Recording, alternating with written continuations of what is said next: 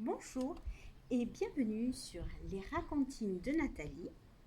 Alors, deux histoires ce matin. Les babouches d'Abou Kassem de Antoine Guilopé et Adidouden et l'âne de l'ogresse de Christophe Merlin. Allez, les babouches d'Abou Kassem. Il était une fois en Orient un riche marchand, Abou Kassem. Avare, il portait les mêmes babouches depuis que ses pieds avaient cessé de grandir. Rapiécés, rafistolés de toutes parts, on les reconnaissait à 1000 lieues. Et pour se moquer de quelqu'un, on disait « Tête de babouche Kassem !» Alors un jour, Abou Kassem se rend au hammam. Il range bien comme il faut ses babouches puantes et entre dans la salle des vapeurs. Malheur, chuchotent les laveurs. Abou Kassem le crasse vite, gants de crin, savon et shampoing. Gratte, gratte, gratte et gratte encore. Pendant ce temps, le gardien reconnaît les babouches.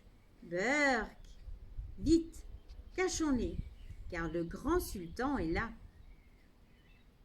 Quand Abou Kassem sort, il voit des pantoufles dorées et se dit oh, c'est le génie du hammam qui a transformé mes babouches ou quoi? Il les enfile et s'en va tout fier. Soudain, il entend derrière lui au voleur, Abou Kassem a volé les pantoufles du sultan. On le rattrape et vlan en prison.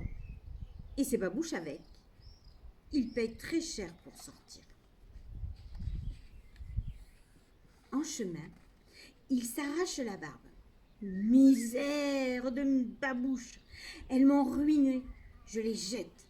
Et hop, dans le fleuve les babouches. Tiens, c'est sûrement du bon poisson, se dit un pêcheur, en les tirant dans son filet. Puis il hurle. Peste de babouche, mon filet déchiré. Ah, je vais aller me plaindre. Et zou, le pêcheur se rend chez le sultan. Et blabla, et blabla, et blabla. Il explique tout au sultan. Encore ces babouches puantes, s'écrie le sultan. Et vlan, Abou Kassem retourne en prison. Et ses babouches avec. Il paye très cher pour sortir. En chemin, il jure misère de babouche, je vais les enterrer. Et hop, il creuse un trou dans son jardin. Tiens, dit Moustache le barbier, Abou Kassem a trouvé un trésor. Ouh, je vais aller le dénoncer. Et zou, Moustache part chez le sultan. Toc, toc, toc, blabla et blabla, il raconte tout au sultan. Quoi, encore? Allez me chercher Abou Kassem. Abou Kassem jure qu'il voulait juste en tirer ses babouches. Menteur! Qui pourrait croire qu'on enterre les babouches? Où est le trésor? Fripouille et vlan. Abou Kassem, encore en prison. Et ses babouches avec. Et il doit payer pour sortir. Il se frappe à la figure. Vont-elles me suivre jusqu'à la tombe? Puis, clic, une idée. Abou Kassem file au palais, jette les babouches devant le sultan et s'enfuit en criant. Gardez-les, j'en veux plus. Ces babouches m'ont ruiné. Pieds nus, c'est moins cher. La foule rit et le sultan se renverse sur son derrière. Bon, à présent, ces babouches sont trop célèbres. Exposons-les au musée des histoires drôles. Et voilà comment les babouches immondes devinrent les plus chères du monde. Sacré Abou Kassem.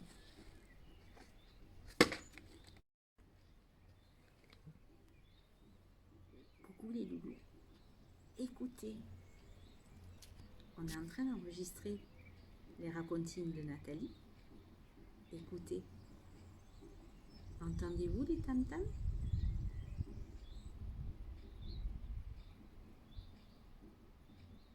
J'ai un voisin qui fait de la musique. Il est sympa, il est dans le thème. Tam-tam, ça va bien avec l'Afrique. Allez, Adi Douden et l'âne de l'ogresse. C'est là, parfois, les enfants rigolent avec cette histoire. Alors, on va voir si vous aussi vous rigolez. Il était une fois un petit rusé qu'on appelait Adi Douden.